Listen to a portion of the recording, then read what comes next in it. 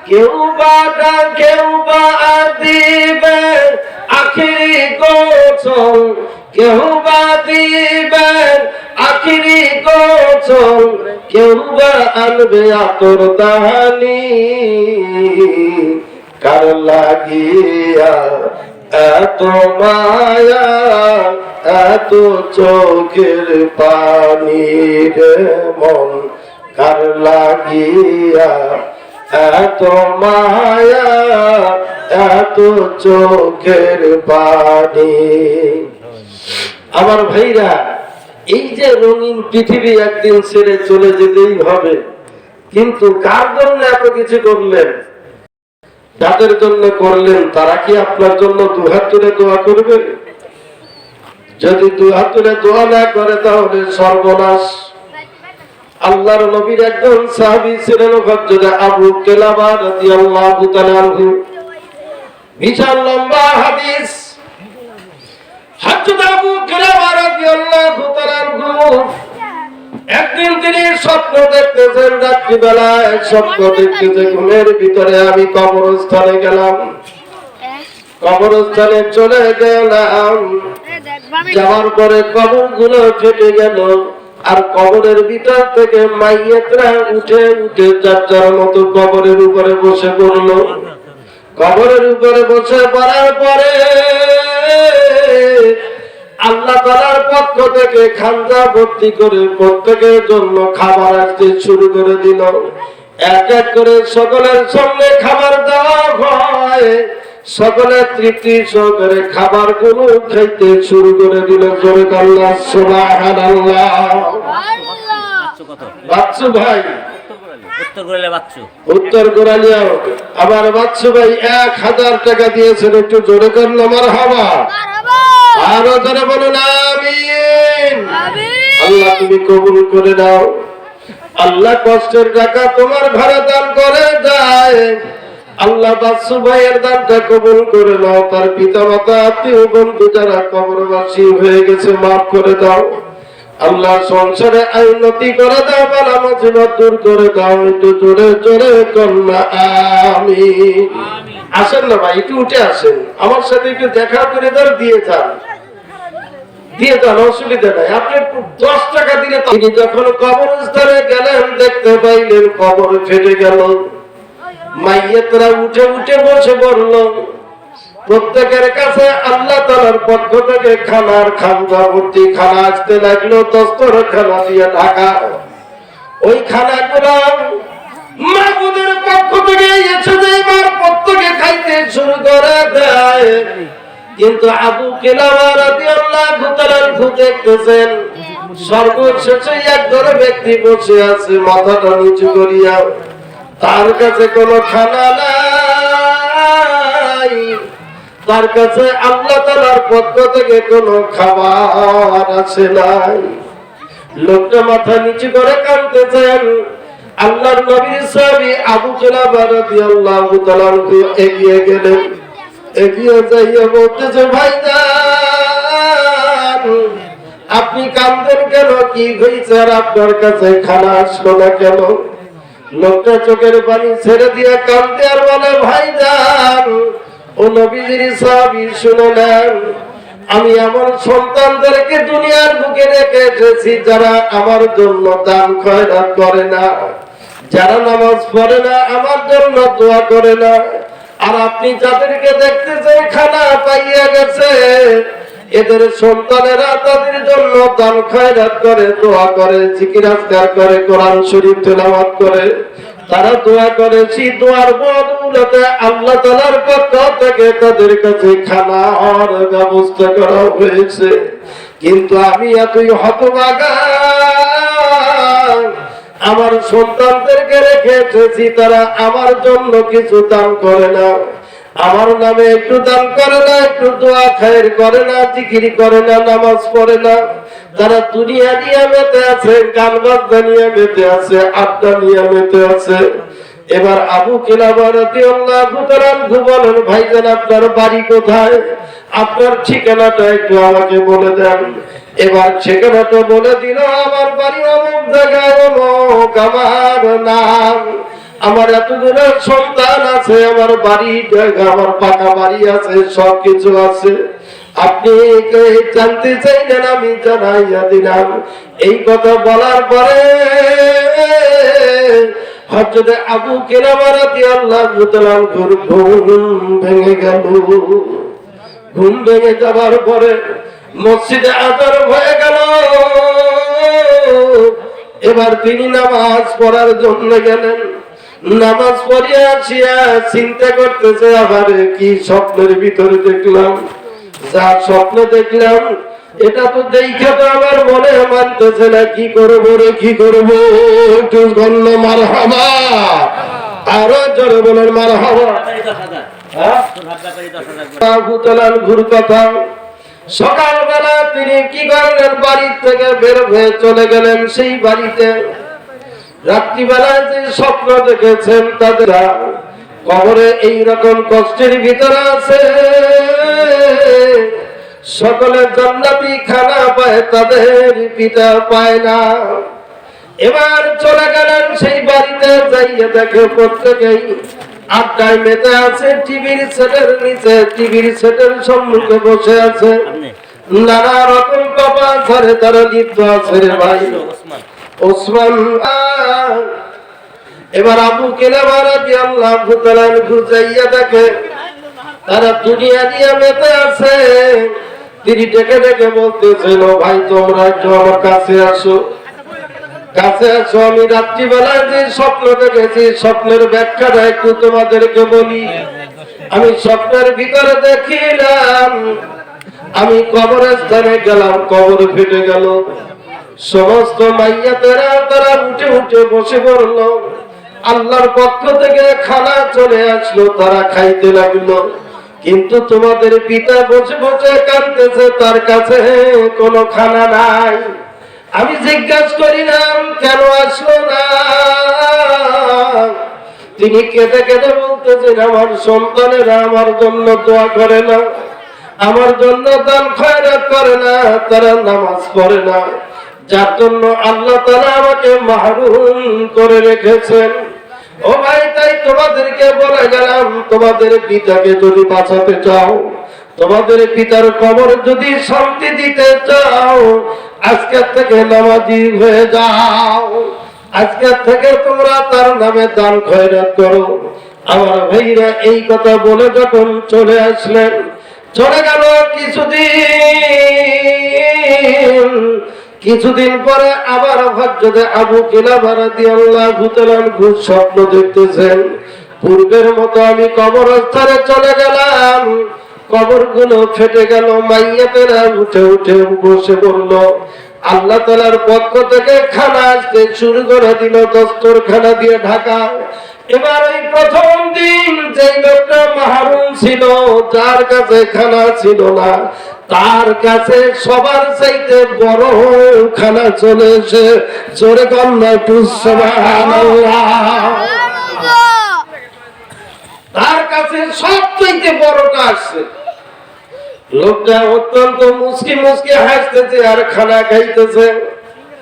আবু কিলাবা রাদিয়াল্লাহু তাআলা ঘুরাইয়া সালাম দিলেন, আর ডাক দিয়ে বললেন, আল্লাহর বান্দা কেমন আছেন আপনি? সালামের জবাব দিয়ে বলতেছে, নবীর সাহাবী, আপনি যেদিন আমার কাছে এসেছিলেন ওই দিন আমি তো বঞ্চিত ছিলাম, আমার কাছে কোনো খানা ছিল না। আপনি আমার বাড়িতে যাইয়া আমার সন্তানদেরকে বলে দিয়েছেন, বলে যাওয়ার পরে তারা এখন দান খয়রাত করে, তারা 5 ওয়াক্ত নামাজ পড়ে, জিকির করে, কোরআনুল কারীম তেলাওয়াত করে, আমার জন্য বকশিশ করে দেয়, আমার জন্য দোয়া পাঠায় দেয়। ওই দোয়ার বদৌলতে আজকে আমি সবার চাইতে বড় খানা পেয়েছি, কন্যা সুবহানাল্লাহ। ভাইরা আমার, এই সকল ঘটনা বলি কেন আল্লাহ রেখে দিয়েছেন? এগুলা রেখে দিয়েছেন আমাদের শিক্ষা গ্রহণ করার জন্য।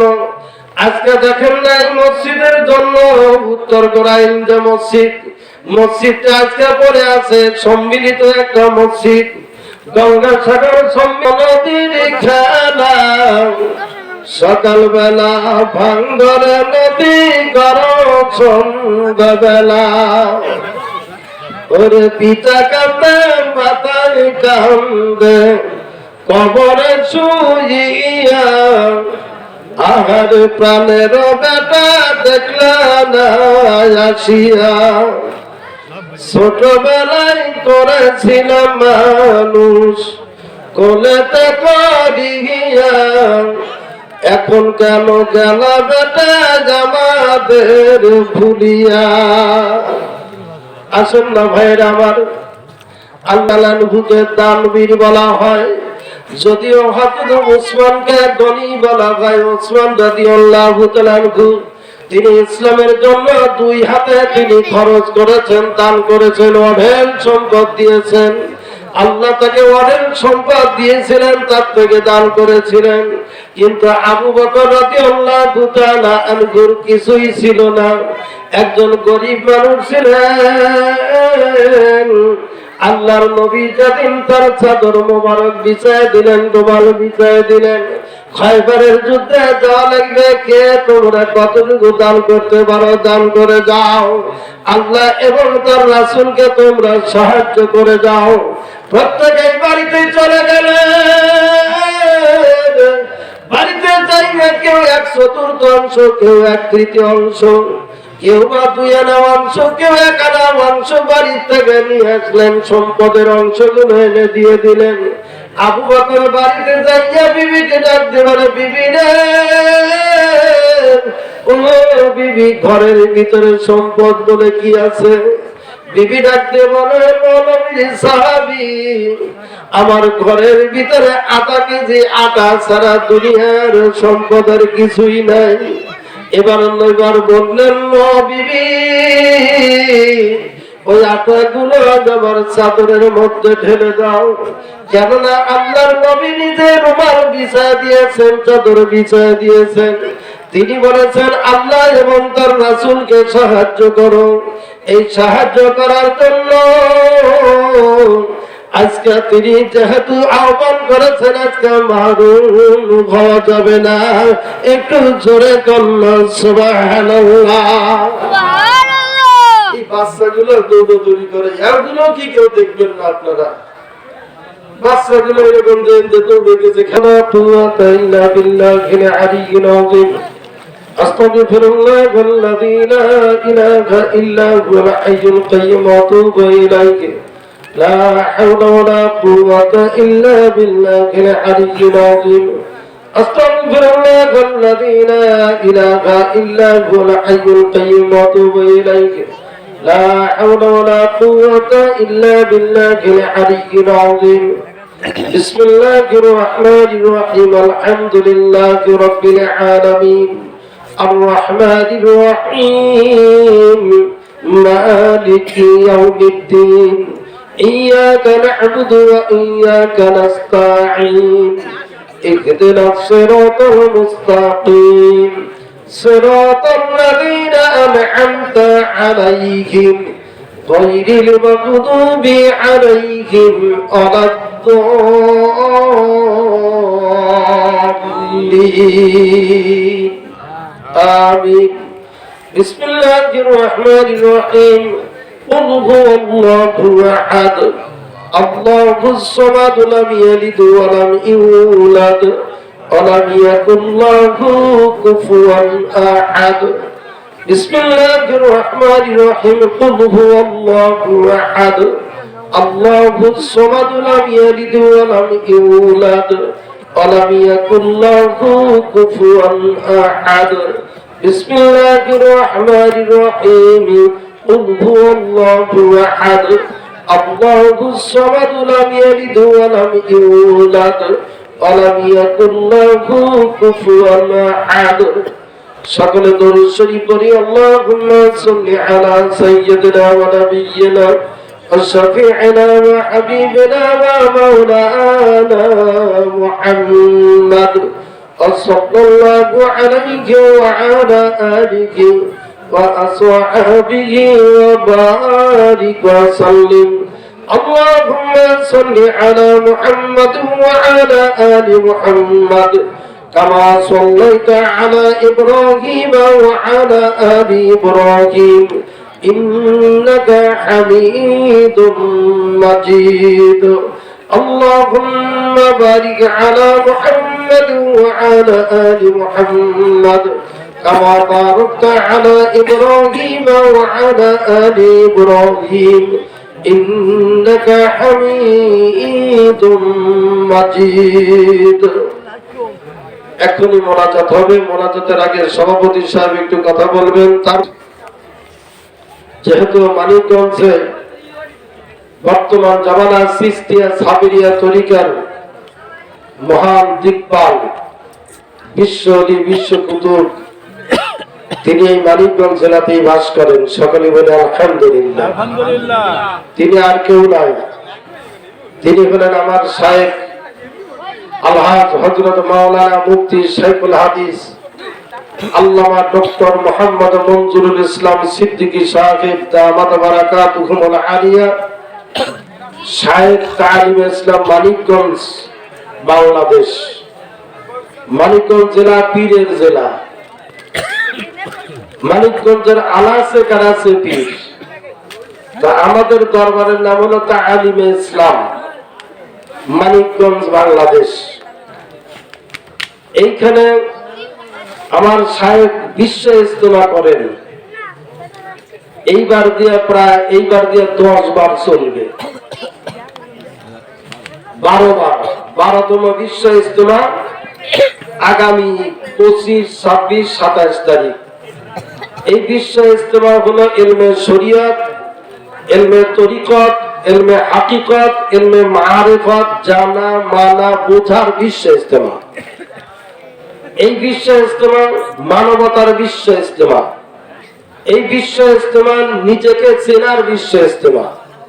এই বিশ্ব ইজতেমা আল্লাহ এবং রাসূলকে চেনার বিশ্ব ইজতেমা। এই বিশ্ব ইজতেমা জাতি ধর্ম নির্বিশেষে সকলকে আমার শায়েখ আহ্বান করেছেন। তো আগামী 25, 26, 27 তারিখ হবে ইনশাআল্লাহ। শুধু তাই নয়, আগামীকাল সকাল 10টার সময় মানিকগঞ্জ জেলার যতগুলো মসজিদ আছে প্রত্যেককে দাওয়াত করা হচ্ছে। প্রত্যেকটা উলামায়ে কেরামগণ তারা আমার শায়েখের সাথে সাক্ষাৎ করবেন, মত বিনিময় করবেন ইনশাআল্লাহ। তো আমার শায়েখ ও মুর্শিদ আপনাদেরই পুণ্যভূমির সন্তান, আপনাদেরকেও দাওয়াত করে গেলাম ভাই। ওই দরবারে গেলে কি পাওয়া যায় আপনাদের ইমামের কাছে শুনে নেবেন, আর জুবাইর কাছে শুনে নেবেন। একটা মানুষ হতে হলে মানুষের কাছে যাইতে হয়। আমরা মুসলমান, মুসলমানের পরিচয় কি, প্রমাণ কি, নিদর্শন কি? আচ্ছা মনে করেন আগামীকাল সকালবেলা যদি মৃত্যু হয়, আপনাকে কি মুসলমান বলে দাফন করবে না? আপনাকে যে মুসলমান বলে দাফন করবে, মাথার থেকে পা পর্যন্ত মুসলমানের চিহ্ন আছে কয়টা? দয়াল নবীকে এমনি সাফায়াত করবে? দয়াল নবী তাকেই সাফায়াত করবে যার শরীরের ভিতরে মুসলমানের চিহ্ন আছে। এটা হাদিসে তার প্রমাণ। মান আহাব্বা সুন্নতি ফাকাদ আহাব্বানি ওয়া মান আহাব্বানি কানা মাই ফিল জান্নাহ। অতএব একটু মনকে বুঝান, একটু দিলকে বুঝান, জীবনটা এভাবে না ভাই। কবর কিন্তু অত্যন্ত ভয়াবহ জায়গা, অত্যন্ত বিপজ্জনক জায়গা। আর সেই কবরে কিন্তু